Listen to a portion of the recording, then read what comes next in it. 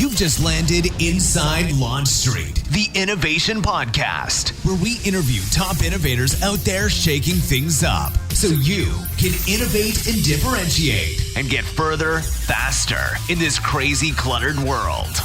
And now, innovation thought leader and your Superfly host, Tamara Kleinberg. Tamara here on Inside LaunchStreet. Hey, the best way to describe this interview, I think, is fascinating. I interviewed Dr. Andrea J. Simon, PhD, also known as Andi. She's an international leader in the emerging field of corporate anthropology. What is that, you ask? We're going to dig in and find out.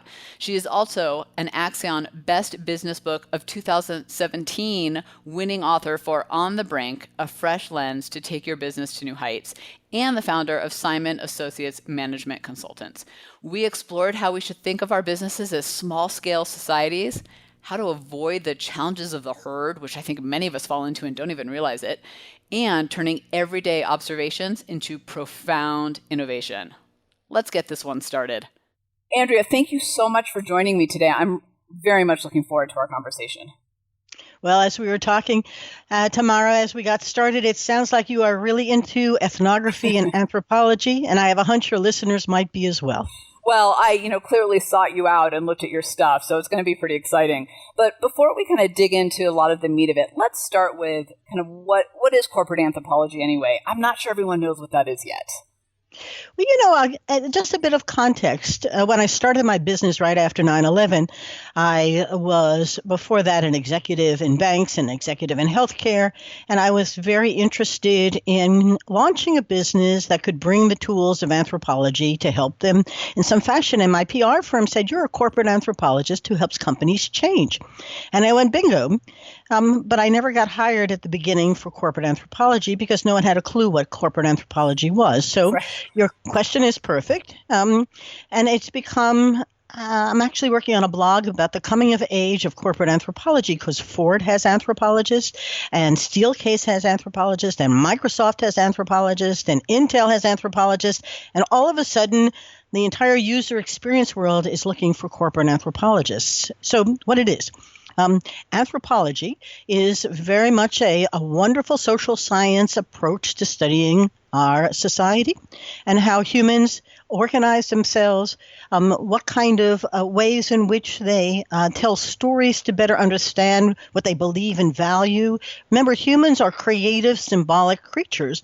And we live in groups, and we organize those cultures in groups in order to get things done and also to pass the traditions down to the next generation. We're very complicated. We have belief systems and religions, and we formalize them, and we work in companies. And one interview I was doing asked me, "I thought you study small-scale societies." And I said, "What makes you think of business is in a small-scale society?" So what we're basically doing is applying a methodology developed perhaps elsewhere on Samoa to a company near you, which looks a lot like an island called Samoa. And so what we are really interested in is how can we see, feel, and think about what you're doing with fresh eyes, and in the process help you do better. So our job is to take observation and turn it into innovation. So this is so fascinating to me, and I'm wondering if this fits together, and tell me if I'm off on a wrong track. I always talk about how organizations and innovation is a lot like an organism, right? It's either growing or dying, and really there's no such thing as stagnant, and we've got to figure out which side of that we're actually on. Is that part of that when you think about anthropology? And, I love that what you said about business being a small scale society. Is that part of it, of understanding kind of where we're headed, where we are, where we're headed, what our behaviors are? Well, often we get hired because the culture in an organization has a very strong anchor to the way we've always done it, because that's the most comfortable place for people, for humans to be. They really like the habits of everyday living, and the brain hates us and it hates change. And so, companies, small-scale companies, big complex ones, global ones, find themselves often stalled, where the world and the business around them is changing. Their clients are changing. Roll-ups are making it a different competitive market. The new employees are millennials and they do things differently. But the anchor to the way we've always done it holds them back. And stability is gone. The speed of change is like a hockey stick. It's fast, but humans aren't very good at responding quickly until they have a crisis or create one. So back to your question, most companies would be perfectly happy if every day was like yesterday. They understood the buyer's journey. I mean, I had a prospective client not long ago called me, and everything we talked about was no but. Everything was not good, but not bad, and didn't know what he wanted to do. And I said, I don't think I can help you, because until you're ready to let go of the way we do things today, it's very hard to change to adapt to the world that's coming fast. Now, the fast-coming world is about us everywhere. And so, a couple of common challenges that we get asked about and work with is we have great sales guys, but nobody's answering the phone anymore because the folks they used to talk to retired, and the new folks answering the phone are 30-somethings, and they don't talk on the phone. And so you can get angry at the customer, and that happens all too often, or you can begin to see that those 30-somethings shop differently. Even if they're buying a fabrication of metal for a particular part, they go online and they search. And so we have this tension today that's really mounting quickly between the anchor, the proof that this is what we've always done, it must be sacred, therefore we must do it again. And the habits take over, and our beliefs become stronger and stronger as others are pulling us forward to someplace new, unknown, and very scary, because we don't really like ambiguity, and humans are now facing a tremendous amount of, I don't know what they're doing. I don't know why they're doing it that way. They work for us, but can't they do it the way we've always done it? It's a very great time for telling great stories. So. Yeah, go ahead. Sorry, I was just thinking, as you were saying that, I was thinking, wow, it's fascinating to me. I just had this recent experience with my 8-year-old who we were on vacation and we had cable. We don't have cable at home. We do Netflix, HBO, everything online, basically. And we barely even have a TV. And we went on vacation and we had cable, and they got to watch Cartoon Network and commercials. And they were so mad at the commercials. And I remember thinking, oh man, when I was a kid, that's how you learned about new products. Were commercials. Like, it's totally changed. And it actually translated into, we went to the stores, school's about to start, and we were going down the aisle, and I said, oh, do you want these shoes? These are the ones from the commercial. And he turned to me and he said, no kidding. He said, oh, I don't want those. Those were in those commercials, and those were getting in the way of my show. And I was like, oh my goodness. Like, it's just to what you're saying about, like, we're holding on to these anchors of this is how we do it. And yet the customer, the behaviors of the society that we're in have actually changed. So I want to go back to, you had said, turning observation into innovation, which is such a powerful statement for all you LaunchStreeters out there listening to pay attention to. How do you do that? How do you take corporate anthropology and help turn observation into innovation? Let's see. Easiest way to describe it is to tell a few stories and then come back to the process. I try not to be too academic or abstract, because that always tends to put people off. So let's take this, let's make the complex simple and the stuffy accessible in storytelling. So I do a lot of workshops. I had 50 of them to do across the country in Canada and Mexico this year. And in one group, there's a story in my book. Jim Riley goes back and says, I'm going to go exploring. I teach people how to see with fresh eyes, and often it's in their own companies. I say, go back. When was the last time you sat on the customer service phone? And what could you learn if you did? Be an anthropologist for a little while. And so Jim did. And he then called and he said, oh my gosh, I spent 2 hours listening to the telephone calls coming through. And during those 2 hours, Susie never said anything but, no, I'm sorry, we don't do that. No, I'm sorry, we don't do that. That's no, fun for the customer. We don't do that. Now, he said after 2 hours, I said to her, you said to me, that's cute, but he was getting more and more agitated because he said to her, how come you never say anything but we don't do that? She said, because you told me we don't do that. At which point he said, well, we can do all of that. She said, I spend my entire day telling people what we don't do because they rarely call for what we do. So all of a sudden, he had observations that he turned into a 40% growth in his business, call that innovation, doing things that people were asking for instead of selling a factory that manufactured wonderful chain and great snow chain for the snow tires. And all the things that they did, they could do lots more if only they stopped thinking factory out instead of customer in. And so he was a perfect case study, and we've worked with him since then because he took all of his factory from China and brought it to Mississippi. And part of this is discovery, but discoverers also have to be deliverers.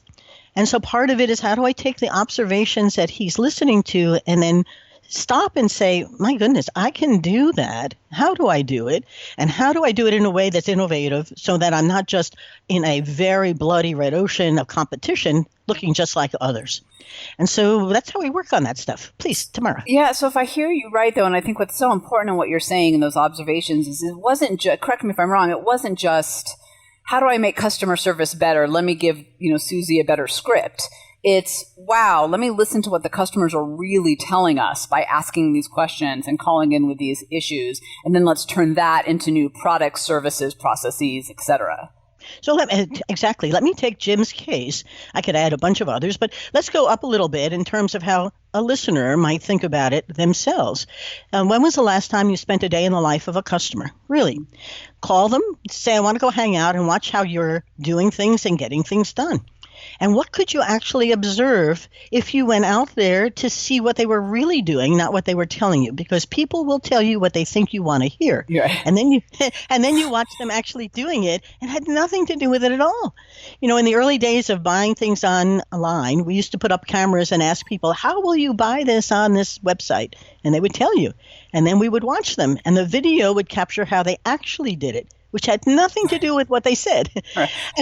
And so it's a very important for listeners, though. If you've never spent a day in the life of a customer, you don't have to spend the whole day. Just spend enough time to become sensitized to what their pain points are, their go-arounds, where you could add value. And a second thing you can do is, if you want to sit on the phone and listen to the calls coming through, we had somebody who actually created a we don't do it person to handle all the calls coming in that we don't do. It was interesting. But we had one client, and they were in a house wrap business. They're also a case study in our book. But they said, we don't sell in the South or Southwest. They don't need the product. And so I go and I do my exploring, and we had 60 emails in a month from the South and Southwest. And so the president of the company says to me, well, what do they need it for? And I'm laughing. I said, so here we have people coming and asking for your product because you don't think they need it. You're going to delete them. Why don't we find out what they're asking for? You're laughing. Right. But every situation is right in front of you. We work with a hospital, and their physicians had sort of maxed out. There were only so many women in the market. They had 80% of the women or whatever it was. And I went out with one of our marketing folks, and he came back and said, oh, my gosh, men don't use doctors. They use emergency rooms. They don't stay compliant with their medication. They die 10 years earlier. Men were a huge possibility by observing the fact that his own father had no doctor to go to when he got sick, but was insured. And so it wasn't an insurance or non-insurance issue. It was no doctor. And then you found out that almost half the men don't have a primary care doctor or any relationship with them. Wow, huge opportunity. Cleveland Clinic has 5,000 men come in once a year for their annual physicals. They open up a whole men's clinic just to handle the unmet needs of what you could observe. So part of this is changing a mind from this is who our customer is, this is our market space, to go explore and begin to see what possibilities there are. And they're usually all around you. I love that you're talking about this, and I'll just, share this short story. This is from years ago. I used to love doing customer ethnographies when I did new product development. And one of the ones, and this is exactly what you're saying, I'll never forget this. We, looked at the screener for the criteria screener for the woman, and it was like, yes, I eat healthy, I live a healthy lifestyle. We were looking at healthy cereals. Health is a priority for me. So then we went to her house and had breakfast with her. And she was talking to us about how healthy she was, and there's a deep fryer on the kitchen counter, and she's pouring sugar onto her Cheerios. And I'm looking at her going, but the reality is, kind of to your point, it's not that she lied. It's that that's what she perceives herself to be, but what she was doing was completely different. And the power of observation, if you're talking about, is so much greater than what people just tell you. Well, I just had an article published on why we lie. And to your point, she really didn't lie. Oh. She told you truth of something, but it wasn't necessarily relevant. I'm not sure she even saw herself putting the sugar on her cereal. The habit took over, and she went about it in a very habitual way without probably thinking that I started doing this when I was 5, and I haven't stopped. But that's where culture comes in, and I bet you did the same ethnographies I remember, where we watched them. The guys would say, I eat healthy, and they'd stop at Dunkin' Donuts Right. and pick up a couple on the way. Right? Totally, yeah. Now, nobody would say to you, I'm not a healthy person, or I don't do it well. And so you have this disconnect. The reason ethnography is so powerful is that it allows you to see what people can't really tell you. But I will also tell you that some of the challenges for corporate anthropologists today are multiple. We're finally getting into the C-suite, and they're finally getting to be a part of user experience research. But in all too many cases, they're the box that's checked off, did it, as opposed to what did you really see? And I was at one conference, and they were all frustrated because the C-suite didn't hear the insights that they came up with. And then I had a client who we were working with, and they had ethnography done, and they basically discounted everything that the observers observed. Huh. And so I share that with you because it isn't so simple. I mean, you've done ethnography. Okay. Part of it is that I find I didn't sell myself as an anthropologist. I sold myself on somebody who could help companies change. Now, I was EVP of a bank. I helped it really adapt to new regulations and deregulations. And I was SVP of a savings bank. I had to buy a whole new distribution system, even get rid of passbooks. I came into business with an academic background, but with also a business experience. And I'm finding that unless you can craft this in a way that someone in the C-suite can see it also, which then takes you down to the is your data talking to you? Can you hear it? And that's why when I go out in the field, the first thing I do with a client is I take them with me. I said, you got to come and listen with me. And we hear different things. Yeah. And so I had one client, he went out, and every one of his clients said things like, Mark, can't you do it any faster? And Mark would say to him, but you give me the specs, and I built it to your specs. Yeah, but can't you do it any faster? And I said to him, how come, you want it faster? He said, well, speed is my competitive advantage. And we'd walk out, and I say to Mark, speed is his competitive advantage. He said, I've never even seen his product used. He gives me the specs, and I build his batteries. And that disconnect between what the customer really needs instead of what you think they need is really where the gap is for ethnographers to play a role that could help business people understand what they are seeing differently.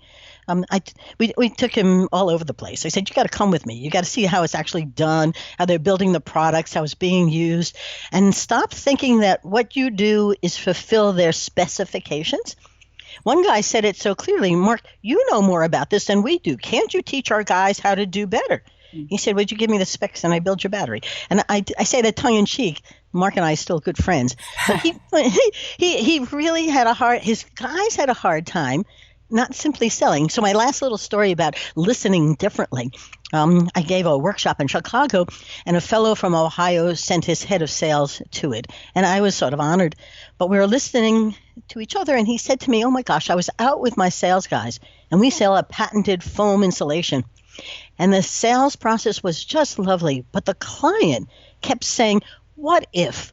Could you? How about? What if? He said he must have said what if a dozen times, and neither me nor the sales guy ever listened. And so we just shut down. We were getting our commission. We got the product sold. But what we could have done is solve his unmet needs. And that would have been a huge revenue generator. So he went back to Ohio and created the what if sales process. He said, and now we don't go out to sell something, a product. We go out to listen to their problems. And it was just one of those ahas like, yeah, that's what it's about. You got to observe and listen differently. So I have so many questions swimming around. So I'm going to back up and ask a bigger one first and then dig in. And that is, you had mentioned that, you help people change, companies change. What pitfalls or what situations are they in when they call you? If I'm not at the company that's got a corporate anthropologist on staff and it's really front and center, which is unfortunately still, I would say, probably a large portion. What is it that sparks I need to call Andi, I need to get some of this skill into my organization? It's a slow process because most of the time they're two problems happening. On the one hand, they're going to tweak and improve efficiencies and get a better sales guy and try and get a different sales approach and work within the market space that they know. So we go through that. Then they call because that's all going nowhere. And either they've read a book, they've been introduced to me by someone, they saw me in a workshop. I love the workshops because it makes it real. Yeah. And they call typically with that pain point. They're not quite at crisis, but they're getting close. And the crisis in the mind is really what's the incentive for it. So that they call because they've had 3 years of no growth. Or they call because I heard you can help us. We sell, this is, prospective guy, we sell mats for industrial locations where people stand all the time. And our market shares remain the same. The market isn't growing. And we do this really well. Help. And it was a very interesting discussion about, what's coming next? Because if robots are coming, will anybody be standing on your mats at all? He said, I'm seeing some robots happening. Yeah. So you come in installed. We had a client who had an award-winning product. They had a water filler station, award-winning. It wasn't selling at all. So they tried to sell it through their old manufacturer's reps. But water fountains were by code, and filler stations that went on top of them weren't. So who was going to spend some more money to put a filler station on? Until a college bought 50 of them. And the purpose of the filler stations was to eliminate the sale of plastic water bottles.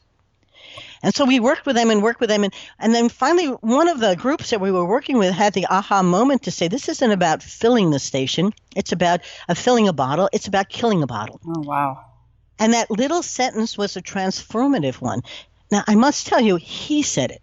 My process got him to that point. Yeah. But he had everyone then shift in a moment. But they had to change their whole marketing strategy, their whole market strategy to people who wanted to kill the bottle, not fill the bottle.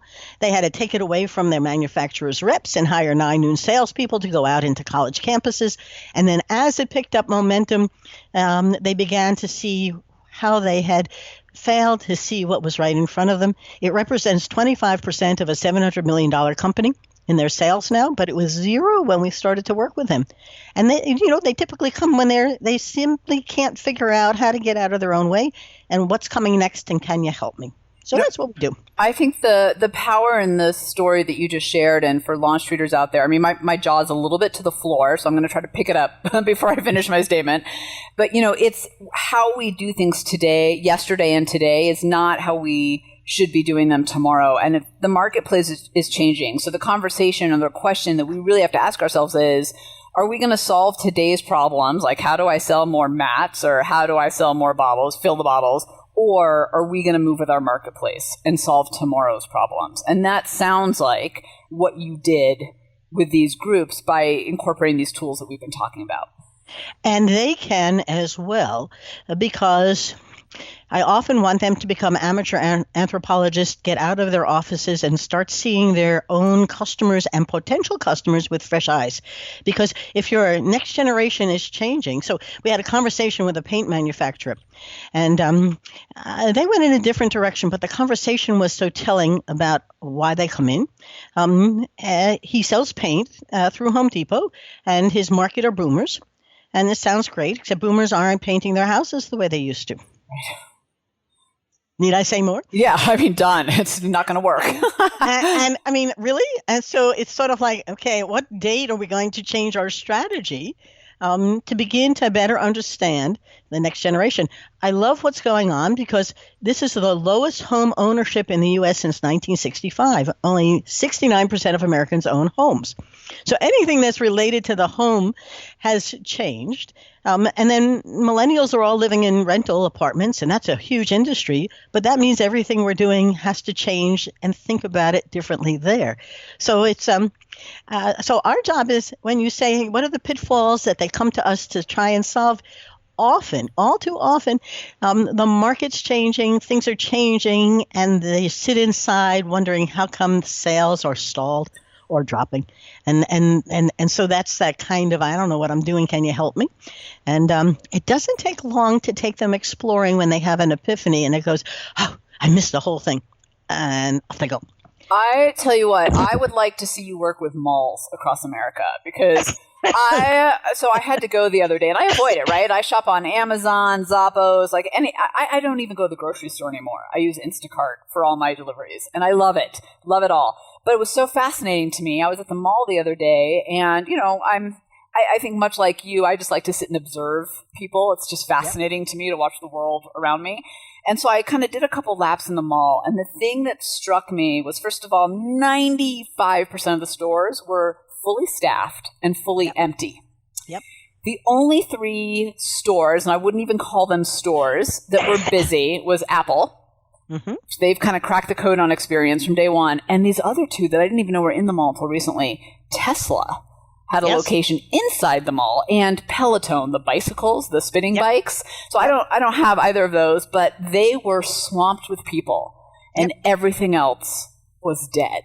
Yep. And I thought, my gosh, this is a great example of some people have got it. They figured it out. It's not the mall that's dead. It's the going to the mall as a destination to shop that's dead. We still want to go places.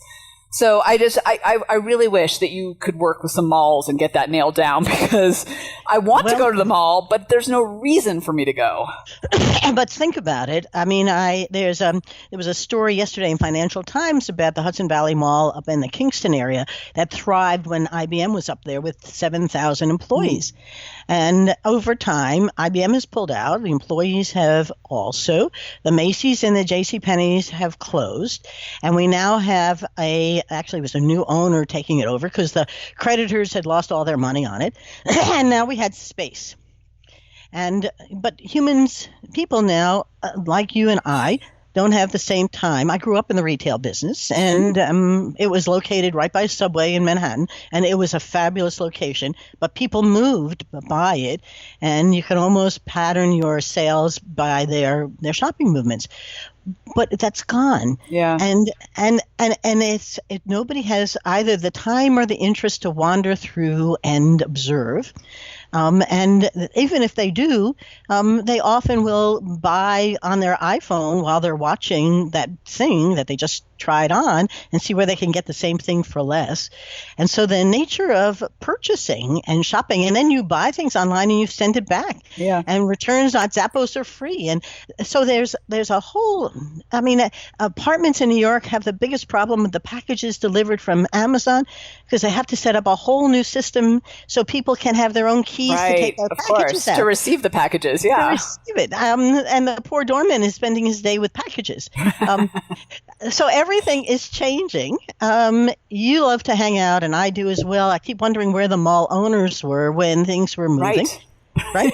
They should be walking around the mall like we are. Absolutely. Now, having said that, though, space has purpose. And, there are one of the things that I was reading about was how the restaurants have replaced the anchors because people are eating out, and they're eating out lots more.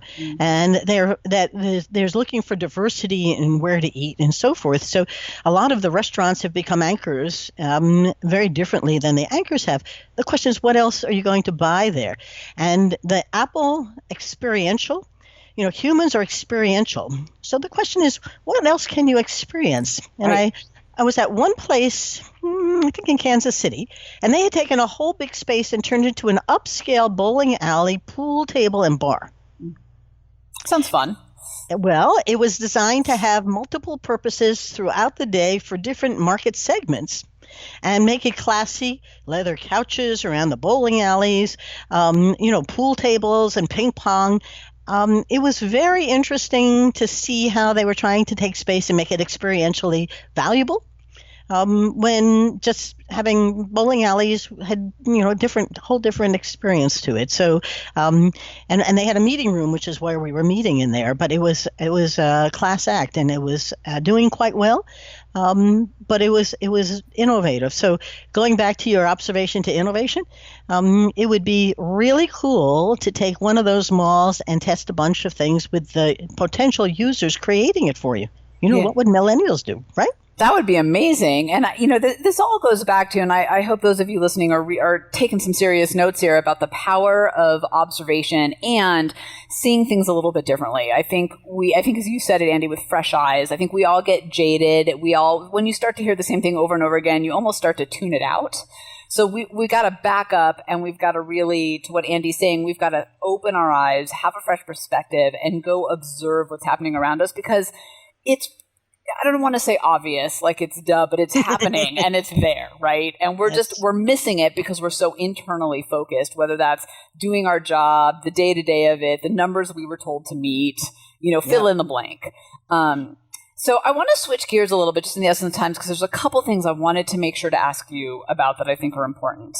And maybe it all kind of fits together anyway, but one of them is something that you had said that really struck me, which was, you talked about avoiding the challenges of the herd. Will you talk a little bit about, first of all, what that is, and then we can dig into how to avoid it? Oh, how timely that is. Humans are most comfortable when they are in a herd. We're pretty sophisticated primates, but if you've noticed, we like to hang out with others like us. We can call it a tribe or a culture, but we are much more comfortable not being outliers, soloists, but in the orchestra itself. And that I can use a number of metaphors, but the herd poses a challenge because this kind of group speak pulls people into being alike as opposed to being outliers. And the challenge when you're going through change is that most people will immediately put up hurdles as the CEO says we must change. We have to find a new market space, or we're going to really rethink the way our sales folks operate. And they'll immediately say, I don't understand what he's talking about. Cognitive hurdle is it's the easiest one. And they'll go right back to what they've always done because that's where others are doing the same and they are all most comfortable. And the second one is, I'm not motivated to do this. Humans have no motivation to change until you have a crisis. You have an emergency and then I'll take care of myself. Being healthy all the time, not sure. The third one is resources. Oh my gosh, I don't have any staff for this. I don't have any time for this. What does he really want me to do? What does she want me to do? The herd makes them feel much more comfortable that they can abort this more easily, and they will share each other's reasons why they shouldn't do it. And the last one is politics. Power invariably creates a wonderful environment where you play to the power and you ignore the outliers who are trying to do something. The herd, the anchors that hold you back, the habits that you are comfortable with, the shared stories, values, the beliefs about the outside is what people are comfortable with. And so even within a large company, the HR folks are very herd-like. They all talk the same language. They dress very similarly. They work in similar patterns. The marketing folks are very different from the HR folks, and they all think and see things in a particular way, which is why they often have problems with the sales folks who have their own style. And the poor HR folks are supposed to hire people who fit the culture of today, while the culture of today is changing. And so the complexity of the herd should not be underestimated, which leads me to the whole discussion of Google. And the engineer who writes a 10-page opus about why women are more anxious and unable to fit into the tribe, the herd. Yeah. And the reactions to the 10-pager, some were soft. He's entitled to have his difference of opinion, and others were, this is disrespectful and it's out of the core values of the herd. And I'm not quite sure whether the herd wants diversity as long as it fits their values, or it only wants real diversity, or whether what he did was so out of the realm of what is herd accepted, and the tribe really rebelled. It's just fascinating. In today's conversation, a little like Uber, where the herd was run by somebody who really had a different attitude about women. Somebody asked me in an article they were writing about why is it so hard for women to break into that herd. And in part, it's politics. If you own something like the guys do in the tribe, often it's hard for women to break in. But I'm finding a lot of women now forming their own tribes. And 30% of the business in America now is owned by women. And they're building very different businesses. And that's the topic of my next book. So there's so many layers to this that I want to dig into. So my first question is, which is the concern I honestly have for myself, is how do I know when I'm just following the herd? Because it happens, doesn't it? And sometimes I see it on Facebook in particular, where someone posts something that is against the herd mentality, and the responses come flooding in, even though maybe they didn't even read whatever that person fully wrote. It's just on the surface, right? It is against the grain. So Yes. how do you know when you're doing it? How do you avoid it? What is the impact of it? Let's take it to that deeper level of, okay, this is happening. Now what? And, to your thing with the guy that wrote the Google, I don't know if you call it a manifesto. I'm not sure exactly what the right word is for the document that he wrote. But, were we so mad at it because it's against the kind of what's accepted conversation right now? Or are we mad because there's truths in there? Or are we mad because he's a jerk and what he said was mean, Well, maybe it was all of those, but let me go to your first question. Yeah. Is should we be glad or sad when we're following others? And I think you have to be kind to yourself, because you're most comfortable talking to others who make you feel like you know what you're talking about. You and I share a common background in ethnographic work, and we're talking not as strangers, but as folks who have had similar experiences. And people live in groups for a reason. It gives them safety, it reduces risk, it makes every day a pleasant one. They know how to dress. They know what to brush their teeth with. I mean, there's lots of good reasons for becoming part of something. Now, the second part you said is that when something disagrees with that herd, do we push it away, or do we become open-minded about it? And it's very hard, because while we believe we have free will, I must tell you the habits in the brain take over, and we're predictably irrational. We buy things with the heart. It's a heart-head person, and it's how it feels first, and then you will justify it with the logic that comes out of your thinking. And so this is, for this gentleman at Google, I have a hunch there was something very emotional in what he was writing, just because that sounds like the power that was coming out, and the reasons he were giving were very feeling ones. It was how he felt and why he thought that women were different then and couldn't therefore be part of. The logic, I'm not sure there was much to it, but who knows? I mean, did he have 5 case studies, 1,000 case studies, no case studies, an experience, one? And so if everything is heart to head, then the question for you as you're thinking this through is, which group shall we belong to that we're most comfortable with? And where are we outliers? I mean, this gentleman at Facebook who was told he wouldn't have a good performance review because he supported the president. Now, that's an interesting outlier. Yeah. Whose now career and job is being influenced and impacted seriously by this. And we're no different than other societies. If you go to the highlands of New Guinea, there was a lot of cannibalism. They fed off each other. They killed each other. They fought all the time. They had a very small mountain space, and they went on expeditions with spears to go to war. And war was what we played. And it's been going on for thousands of years as humans expanded, and they go to war. And this is a cultural war, and the herds are just not very happy right now.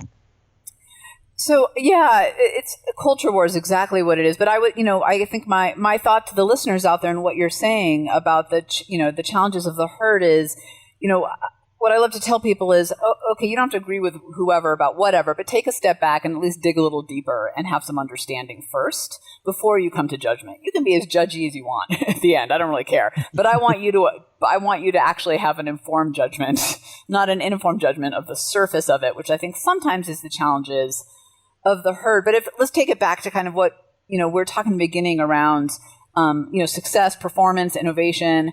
How do we think about the herd when we're trying to innovate? Do we need to leap out of it to innovate? Can we leverage the herd? How does this fit together? Good question, because if you're going to change your organization, you need to be very intentional about to what and how. I often get calls from HR directors. They have a new CEO. Could I help them change the culture? They've been asked to change the culture. And we use tools, but the question is to what and how. So going back to your question here, we have a well-established tribal society. It's global. We have thousands of people everywhere, and we are going to become more innovative, or we're going to empower them more, or we're going to change the way in which they get work done. And that is really words. I have no idea what that actually means. Yeah, right. It's lip service. Right? Yeah. It is. And we're going to become innovative is a classic. We work with one company. I think outside the box. Yes, we're going to be more innovative. And everyone wanted to be more innovative and collaborative. This was a company where the CEO signed every check. It was a little controlling. And and so this is both behavior and what you value. So I want to make that point, because it isn't just abstract culture, the symbols and the stories. It's also actually how we get things done. We're going to be more empowering and innovative. And I said to them, okay, give me a story about what you do today that's not innovative and very controlling or bureaucratic. And they could tell me that. I said, okay, now we have to visualize what this will be like when you become more innovative, empowered, visionary, and so forth. So give me a story about that. Silence.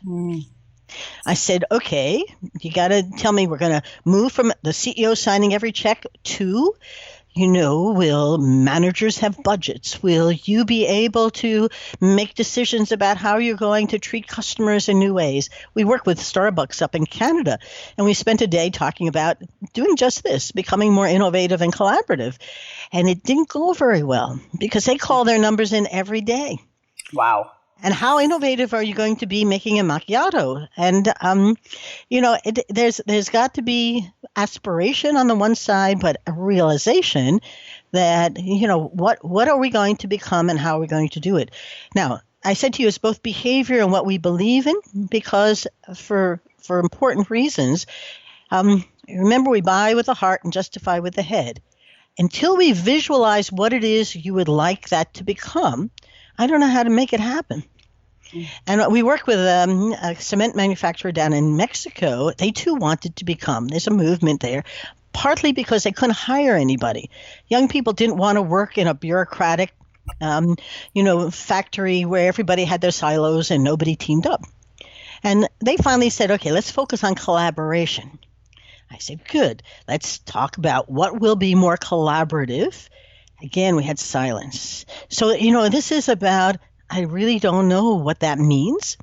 I've never worked in a place that was more collaborative.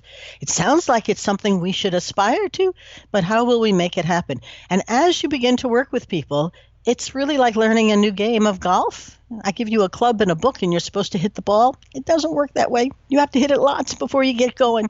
So anyway, I hope that helps explain the process of change and how we go about it using lots of storytelling, visualizations, and helping people make new decisions about how they will get things done. Well, I think you've given us a lot of tools to think about and a more anthropological mindset, if that's the right way to say it. And I would encourage listeners out there, if you do one thing, there's so many things to do out of this, but if you do one thing, go and observe for a couple hours and take copious notes about what you're observing, what people are saying, what they're not saying, what you're seeing, kind of the step-by-step process. It really is, I think, one of the most powerful tools out there for innovation and just having a much better perspective on what it takes to get your job done and the jobs around you done. I can't even believe we're out of time. So I want to make sure I get this in. You had mentioned your book and you had mentioned workshops. So just talk a little bit about title of your book and where to get it. And same with the workshops and where to connect to learn more about those. Tamara, how kind of you. The book is called On The Brink, A Fresh Lens to Take Your Business to New Heights. It's available at Amazon and Barnes & Noble, Hudson News. It's both in Audible, ebook, and hardcover. And it is full of both stories to share, because I like stories, and tools to use. And it will help you both see how you can do it, but also others have done it as well. And it is very humbling because you realize you're not alone. And if you're stalled, it's a great time to begin to figure out how others have unstalled, and you could as well. We do tons of workshops. I've got 30 booked for next year. You can reach us at info@simonassociates.net. And our website is simonassociates.net or andysimon.com, which is for the book. But we love to hear from you. We also have a podcast. The podcast is On The Brink. And you can listen to some of them, subscribe. They're all full of tools you can use, case studies. And a little like Tamara, we like to have conversations.